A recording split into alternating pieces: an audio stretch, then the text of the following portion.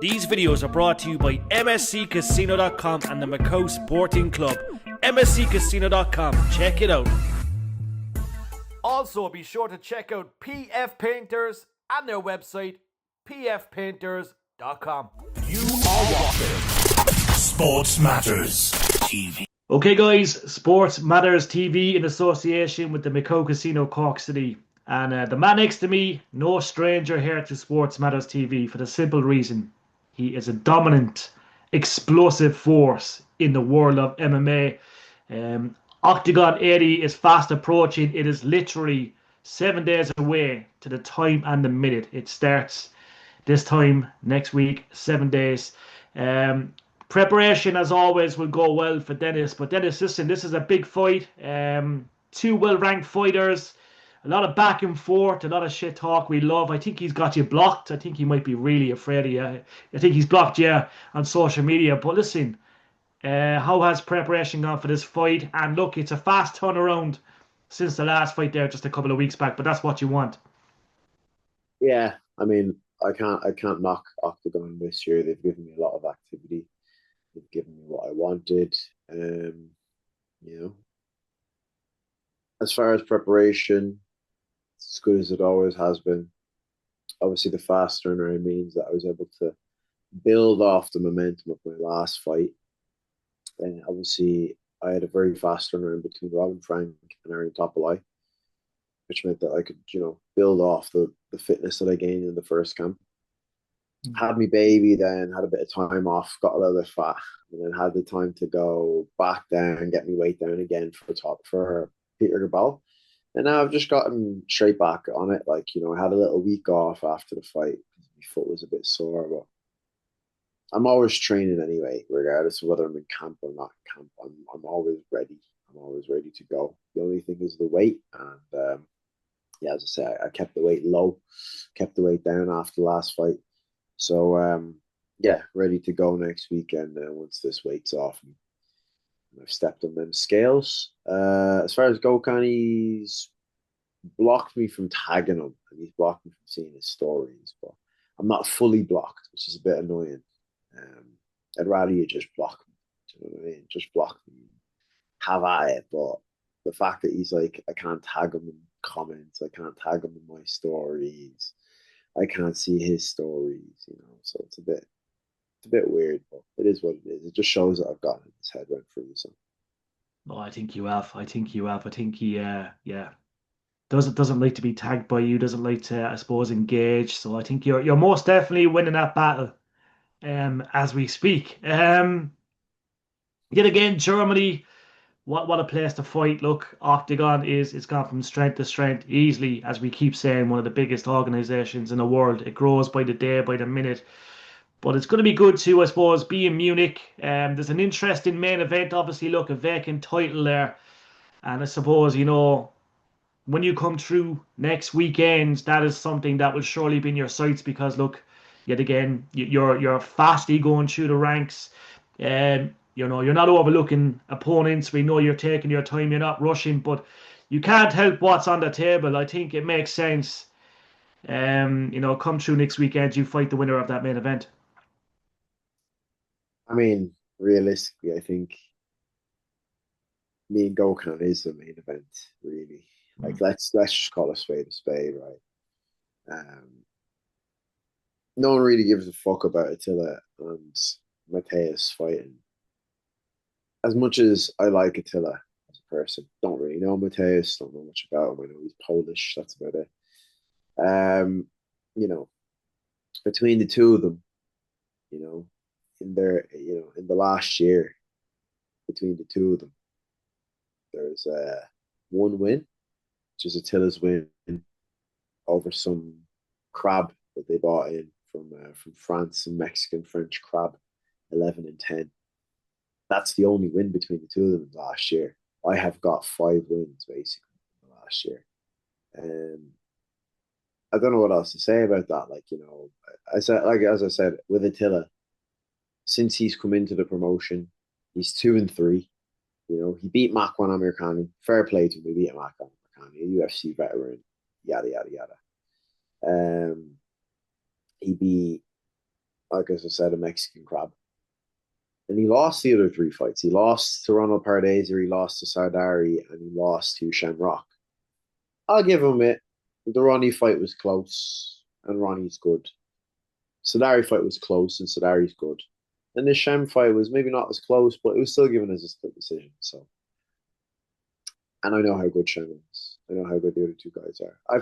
Fair enough, like, but I don't believe that that is deserving for you to be fighting for the belt, where you've got people like me in there who's on a 5-fight win streak in my career in Octagon.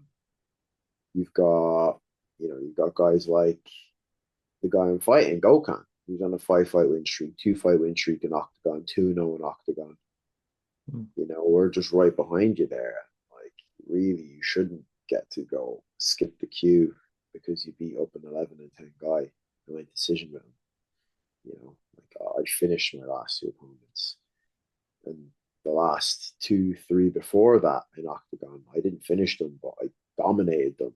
I didn't lose a round. I didn't lose a round for 3 fights.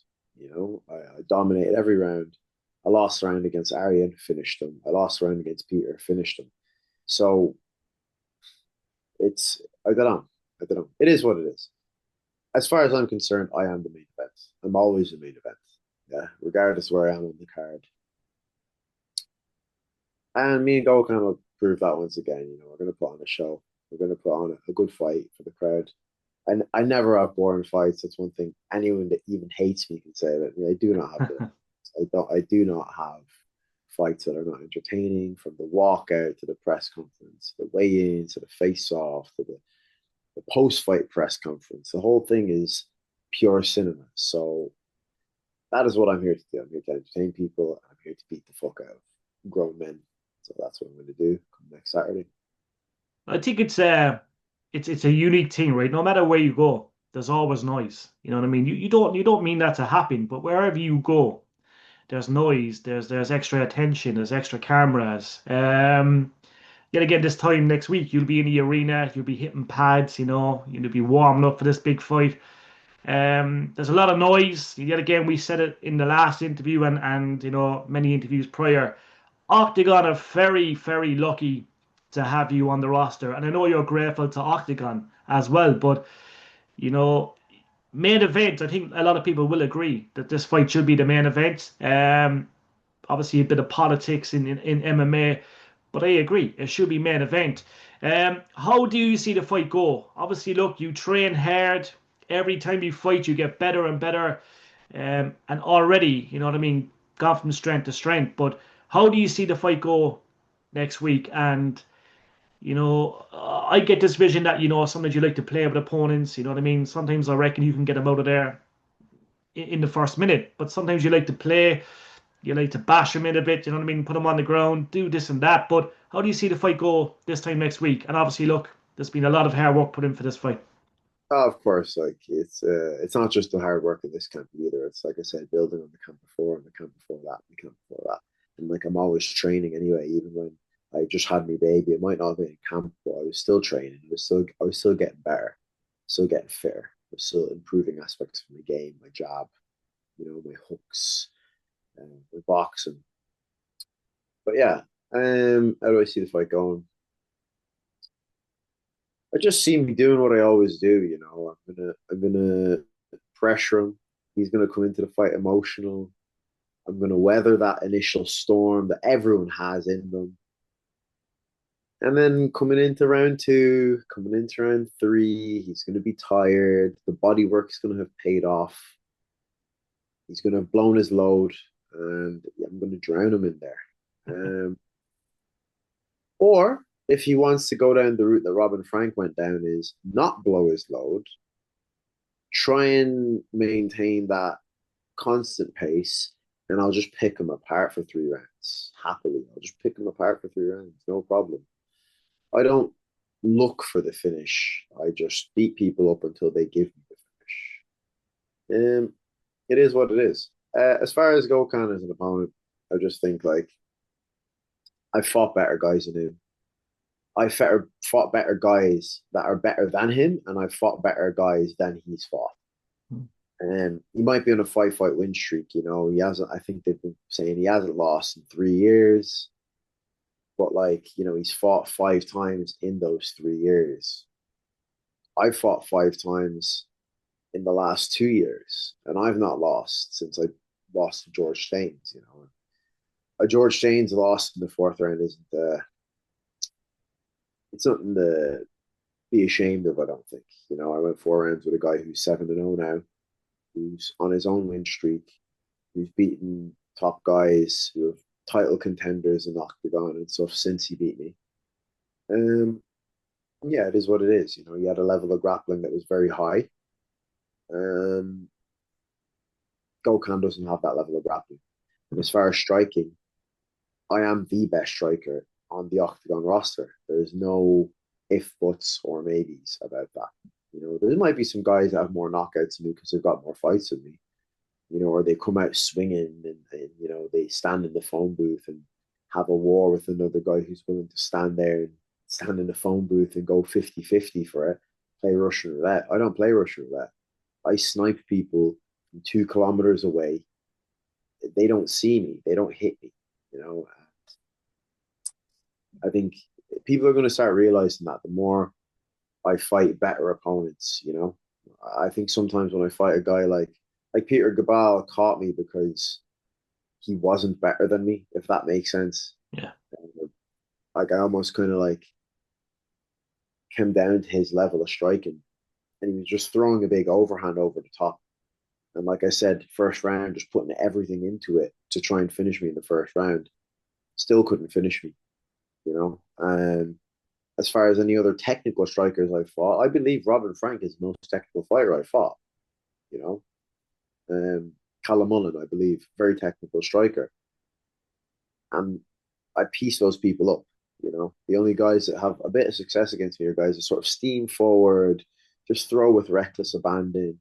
And you might catch me, you might land, but I've got a chin made of fucking adamantium, mate. Like this is like a Slavic, Ghanaian chin raised in the hard streets of Cavan. You know what I mean? So it's going to be harder than that to put me away. And especially now that I've got a kid to look after and I want that belt, you're going to have to kill me. You're going to have to kill me. Simple as that. Look, Dennis, I know firsthand, fatherhood is a big deal. We spoke the last time. Obviously, look, there was a lot happening. But obviously now you're a dad, and it's a big deal. Obviously, things change, perspectives change. And I know you want to provide. I know you're a great provider anyway, but I know you want to provide for your kid, and obviously, look, set up an incredible future for the family. That's a different mindset for you, and your mindset prior to that was razor laser focused. I can only imagine the way it is right now, extra focused. You know what I mean? There's obviously a lot more on the line than just belts as well. Yeah, I mean, before I had a kid, it was more that I was just doing it. I was doing the sport for selfish reasons. I was doing it because I enjoyed doing it. I enjoy hurting people. I enjoy getting to get out in the cage in front of a couple thousand people and more thousands watching on TV, in me jocks, and hospitalize another man. I enjoyed that. I enjoyed the roar of the crowd when I walk out, or the boos. I enjoyed getting my hand raised. I enjoyed the fucking sore shins after a fight, the adrenaline, everything else. But I'm doing it for more than that. I still enjoy it. I still enjoy the whole process, even the shit parts, even the weight cutting and all that. I enjoy it. I enjoy hardship. But now I'm doing it for more than that, for more than enjoyment. I'm doing it, like you said, to be a provider, to make sure my kid has a better life than I had, and to make sure that my wife doesn't have to go back to work, so she can be at home with our little boy. So my kid doesn't get raised in a nursery, because I do believe that in 2025, there is definitely I don't know, maybe not going to get into too much conspiracy, but I do believe that there is a push and a narrative and an agenda from people that run our countries and run our societies, that they don't want you to be able to be a sole male provider like it was in the 70s and the 80s in my dad's generation. They want it to be that both parents have to work.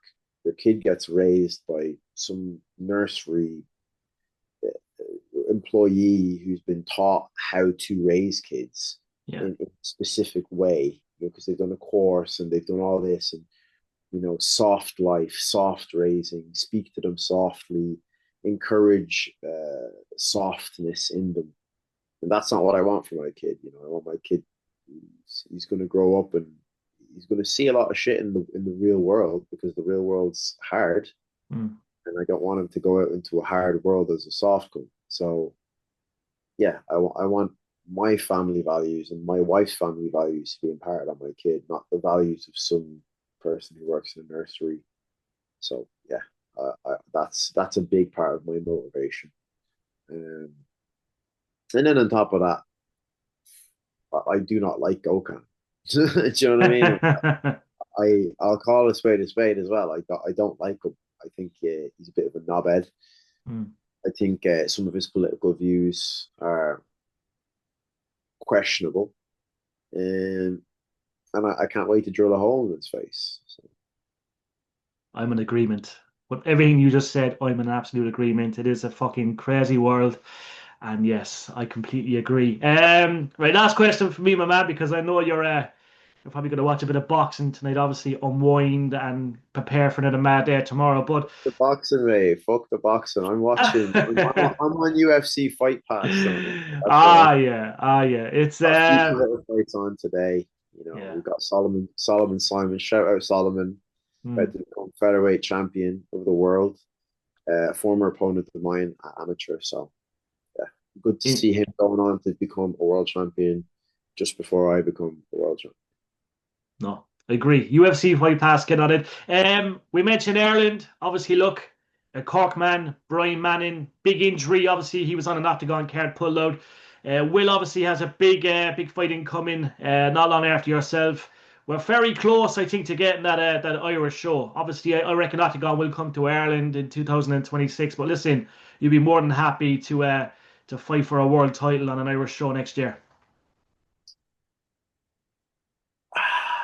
I don't see it happen in 2026. That's my honest. I think the expansion to Poland is what's going to be prioritized. It's a bigger market, isn't it? And it's a more open market in terms of what you've got KSW. I don't think you've got much else in Poland. So yeah, I do think that will be the first step of their expansion. However, next year I get a belt. Will Fleury retains his double champ status, maybe even goes up or goes back down to middleweight to get triple champ status. Yeah. Brian Manning's going to go do his thing.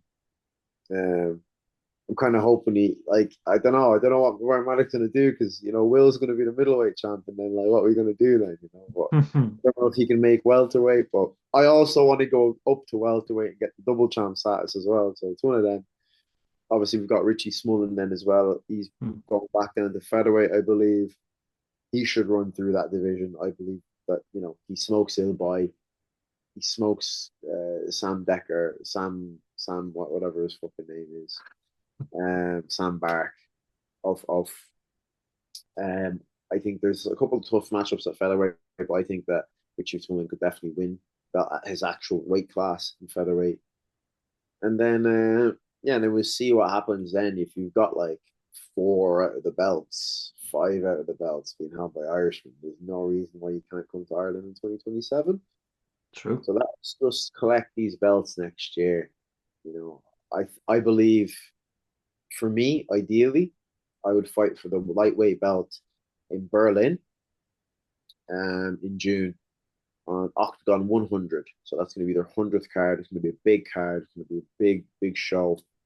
I believe that is where I want to fight for the lightweight belt, and I'm thinking it'll be against Attila Korkmaz in Berlin. That's his hometown. So that'd be sick. Win that belt, and then go get the welterweight belt maybe on the stadium card in Frankfurt, or maybe later on in the year. Maybe November, December next year, and then 2027 we can say, right, lads, we've got to bring this show to Ireland, because Will's got 2 belts, I've got 2 belts, Richie has a belt, so that'd be 5 out of belts. And we've got, obviously, like you said, we've got Brian Manning, we've got Jack from Cork as well. Jack Maguire, yeah. Where yeah, we've got a few many more incoming too. Many more incoming. A load of guys there they can sign as well. You know what I mean? Like, got loads of guys. I'll be honest, I've not done my due diligence and kept up with the amateur Irish scene very much, but I do believe there's some good guys coming up that they could sign potentially. I know Kiefer Crosby just got released from the UFC. It's a good name that they could sign as well. So yeah, let's see what we can do and drag them over to Ireland by force, and make sure the Irish fans get the tickets and tune in and come support the boys. Most definitely. So we go from there. Most definitely. Listen, Dennis, it is an honour and a privilege as always, my man. We're a week out. Looking forward to it. We'll have all the links up. We'll be watching here in Cork, and it will be live at the Macau Casino, Cork City. But enjoy your night. Enjoy the MMA tonight. And listen, we can't wait for next week. Another big display incoming. 100%, lad. Nice one for having me on. Thanks, chap. We'll see you soon. Okay, have a great night.